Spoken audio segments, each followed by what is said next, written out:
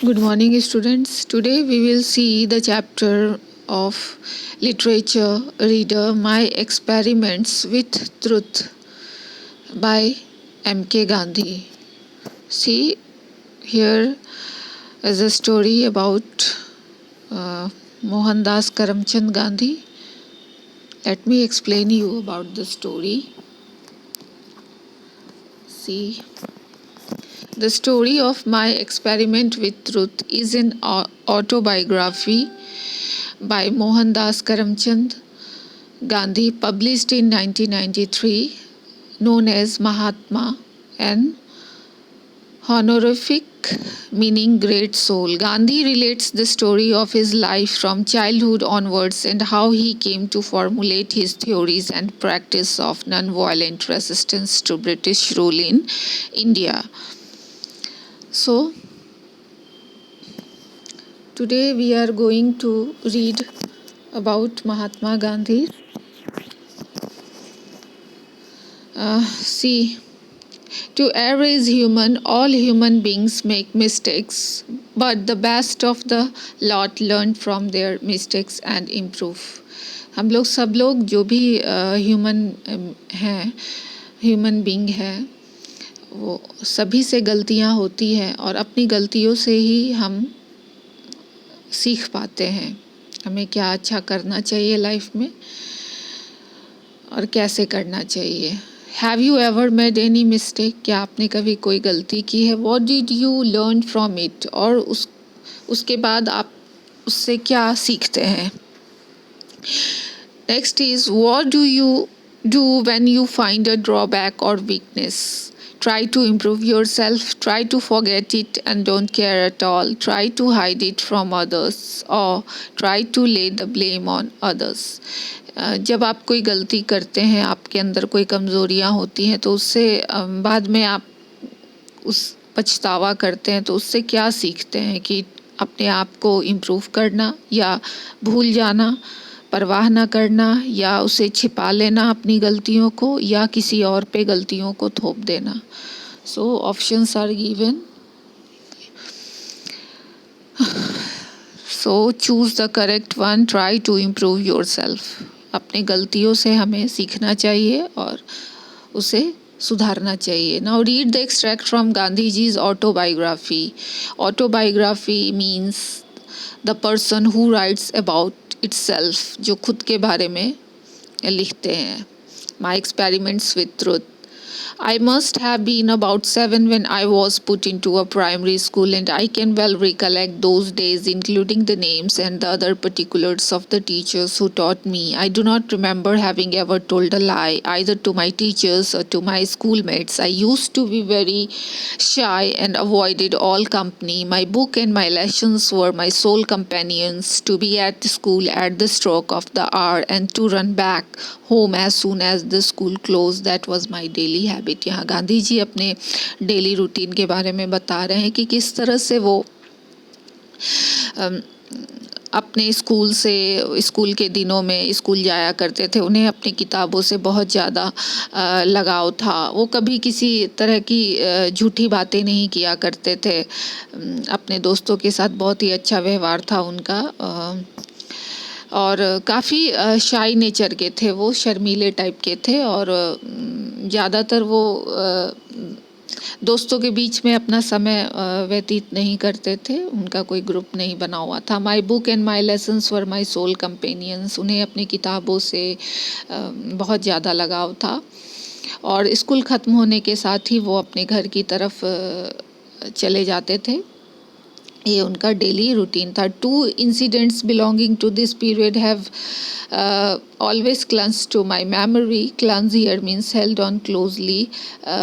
As a rule, I had a distaste from any reading beyond my school books, but somehow my eyes fell on a book purchased by my father. It was Shravan Pitribhakti Natka, a play about Shravan's devotion on his parents. I read it with intense interest. One picture in the book showed Shravan carrying his parents on pilgrimage. Pilgrimage here its meaning a journey to a holy place. जब किसी पवित्र स्थान की हम लोग यात्रा करने जाते हैं पवित्र स्थान पर भगवान के दर्शन करने जाते हैं, that is pilgrimage. The book and the picture left N undying impression on my mind. Here is an example for you to copy, I said to myself. यहाँ पे बता रहे हैं गांधी जी अपने लाइफ इंसिडेंट के बारे में कि किस तरह से वो एक बार उनके फादर एक बुक खरीद के लाते हैं जो श्रवण बुक का नाम था, श्रवण पितृभक्त. श्रवण कुमार के ऊपर वो बुक थी, उनकी कहानियों के ऊपर थी कि किस तरह से वो अपने माता पिता को एक बैगी में बिठाकर तीर्थ यात्रा के लिए ले जाते हैं. उस बुक से वो काफ़ी इंस्पायर्ड होते हैं और वो उनकी यादों में रहता है वो बुक. काफ़ी उससे वो प्रेरित होते हैं उन कहानियों को पढ़ के. Here is an example for you to copy, I said to myself. वो भी चाहते हैं कि वो भी उसी तरह उस श्रवण कुमार के रूल्स को उनके ये को वो फॉलो करे. Another similar play Harishchandra captured my heart. एक बुक और उन्होंने पढ़ा हरिश्चंद्र के बारे में जो हमेशा सत्य बोला करते थे. Was the question I asked myself day and night to follow the truth and go through the ordeals Harishchandra went through was the one ideal it inspired in me. उस बुक को भी पढ़ने के बाद उन्हें काफ़ी प्रेरणा मिली और वो चाहते थे वो भी उसी कदम पर, उनके कदमों पर चले जैसा कि हरिश्चंद्र और श्रवण कुमार ने फॉलो किया. There was another such incident during the time when I was in the 7th standard. Dorabji Jimmy the headmaster was very popular among the boys and he was a disciplinarian, a man of method and a good teacher. He had made gymnastics and cricket compulsory and I disliked both. I never took part in any exercise before they were made compulsory. I then had the false notion that gymnastic had nothing to do with education. Today I know the physical training is as important as mental training. The reason for my dislike for gymnastics was my keen desire to serve as nurse to my father. As soon as the school closed I would hurry home and begin serving him. Now it happened that one Saturday I had to go from home to the school for gymnastics at 4 o'clock in the afternoon. I had no watch and the clouds deceived me. When I reached the school all the boys had already left. The next day on being asked the reason for absence I told Mr. Jimmy what had happened. He refused to believe me. I was convicted of lying. That deeply pained me. How was I to prove my innocence? There was no way. I learned that a man of truth must always be a man of care.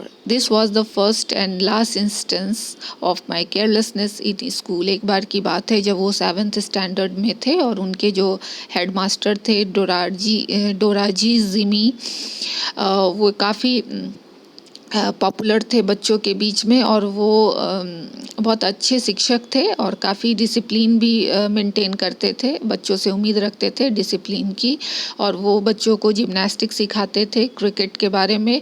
लेकिन गांधी जी को ये दोनों चीज़ें काफ़ी नापसंद थी. वो gymnastic जो एक तरह का एक्सरसाइज होता है वो फिज़िकल ट्रेनिंग दिया जाता है जिससे मानसिक जो स्थिति है वो भी अच्छी रहती है, वो काफ़ी नापसंद करते थे. लेकिन उसकी भी ट्रेनिंग दी जाती थी स्कूल में और उन्हें इन सब चीज़ों में इंटरेस्ट नहीं था. उन्हें स्कूल ख़त्म होने के बाद वो अपने घर अपने फादर के सेवा में लग जाते थे, चले जाते थे अपने समय से स्कूल. लेकिन एक बार की बात है कि वो किस तरह से जिम्नास्टिक क्लास को जब वो जाते हैं 4 बज चुका होता है, उन्हें टाइम का पता नहीं चलता वो और बाहर वेदर से भी उन्हें पता नहीं चल पाता कि अभी क्या टाइम हो रहा है. लेकिन जब वो वहाँ पहुँचते हैं तो देखते हैं कि सारे बच्चे वहाँ से जा चुके होते हैं और वो लेट हो जाते हैं. उन्होंने रीज़न बताया टीचर को कि किस तरह उन्हें लेट हुआ बट टीचर ने उनकी बातों को नहीं माना. उन्हें लगा कि ये झूठ बोल रहा है. तो वो मोमेंट जो गांधी जी का था वो उनके लिए काफ़ी पेनफुल था. उन्हें लगा कि उन्हें झूठा साबित होना पड़ा. That deeply pained me and how वो बार बार सोचने लगे कि मैं अपने आप को कैसे प्रूफ करूं. I learn that a man of truth must always be a man of care. उन्हें लगा कि एक सच्चा इंसान जो होता है वो उसकी हर कोई केयर करता है. This was the first and last instance of my carelessness in school. और ये उनका सबसे बड़ा स्कूल में पहला और अंतिम। उसके बाद उन्होंने तय कर लिया कि अब वो कभी भी किसी तरह के बहाने या केयरलेसनेस वाले काम नहीं करेंगे। But there is another neglect for which I am still paying the penalty. लेकिन एक बार और उनसे एक गलती हो गई जिसका अफसोस उन्हें हुआ। I do not know when I got the notion that good hand writing was not a necessary part of education, but I retained it until I went to England, when later, especially in South Africa, I saw the beautiful handwriting of lawyers and young men. उन्हें अपने handwriting को लेके काफ़ी शर्मिंदगी महसूस हुई जब वो बाहर पढ़ाई करने के लिए साउथ अफ्रीका गए, वकालत की पढ़ाई करने के लिए। वहाँ पे उन्होंने जब वकील के और वहाँ पे कुछ लोगों की हैंडराइटिंग देखी तो उन्हें काफ़ी अपने आप पे शर्मिंदगी महसूस हुई, क्योंकि उनकी हैंडराइटिंग अच्छी नहीं थी और वो कभी इसे इम्प्रूव करने की सोचते भी नहीं थे। I was ashamed of my self and repented of my neglect. और उन्हें एहसास हुआ कि किस तरह से मैं इस पे ध्यान नहीं देता था और नेगलेक्ट करता था। I saw that bad handwriting was regarded as a sign of imperfect education. उन्हें ऐसा महसूस हुआ कि जिसकी हैंड राइटिंग अच्छी नहीं होती वो एक इम्परफेक्ट एजुकेशन का साइन होता है। मतलब जिसकी शिक्षा अच्छी तरह से नहीं होती उसका ये साइन होता है। I tried later to improve mind but it was too late. I could never repair the neglect of my youth. बाद में उन्हें पछतावा हुआ, लेकिन अब वो सुधर नहीं सकता था। There is another incident which I must share. I committed a theft when I was 15। उन्होंने चोरी भी की जब वो 15 ईयर्स के एज में थे। I had run into a डेप्ट ऑफ अबाउट 25 रुपीज़, और 25 रुपये का उन्होंने ये लिया था। My brother had on his arm an armlet of solid gold. उनके भाई के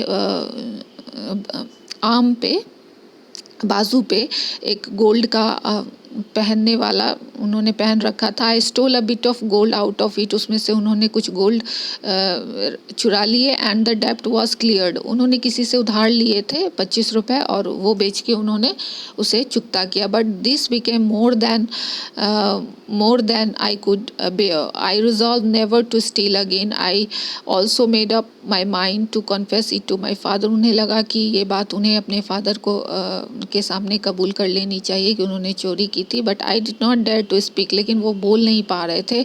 not that I was afraid of my father beating me. और ऐसा भी नहीं था कि उन्हें ये डर नहीं था कि उन्हें उनके फादर इसके लिए पिटाई करेंगे। I was afraid of the pain that I should cause him. उन्हें ये डर था कि मैं ये बताऊँगा तो उन्हें कैसा महसूस होगा, उन्हें कैसा लगेगा कि उनके बच्चे ने चोरी किया। I decided at last to write out the confession. उन्होंने सोचा कि मैं इसे एक लेटर में लिख दूं और मैं ये प्रायश्चित करूं, लिख के अपने बारे में बता दूं। In this note not only did I confess my guilt but I also asked adequate punishment for it. I also promise never to steal in future. With trembling hands I handed the confession to my father. He read it and pearl drops trickled down his cheeks. Wetting the paper, those pearl drops of love cleansed my heart and washed my sin away. A clean confession combined with a promise never to commit the sin again in the purest type of repentance. This incident for me was an object lesson in अहिंसा। और ये जो पछतावा था उन्होंने कबूल किया, अपने एक लेटर के थ्रू अपने फादर को दिया। उसमें उन्होंने ये भी बोला कि वो दोबारा ऐसी गलती कभी नहीं करेंगे। इसके लिए उन्हें काफ़ी दुख महसूस हो रहा है, वो पश्चाताप कर रहे हैं और उनके वो लेटर को पढ़ के उनके फादर के आँख में आंसू आ जाते हैं और बड़े अच्छे ढंग से उन्होंने अपनी सफाई दी, पश्चाताप भी किया। और उसके बाद उन्हें ये सबक मिला कि किस तरह से अपने किए पर उन्हें पछतावा हुआ। और यही उन्होंने अहिंसा में बताया, लोगों को एक लेसन दिया अहिंसा का। कभी किसी के साथ बुरा व्यवहार नहीं करना चाहिए, किसी को हर्ट नहीं करना चाहिए। इससे उन्होंने सीख दिया अहिंसा का। तो so today you read the story yourself, then read the hard words, write the hard words in the story. Tomorrow I will explain you the question answer. Thank you.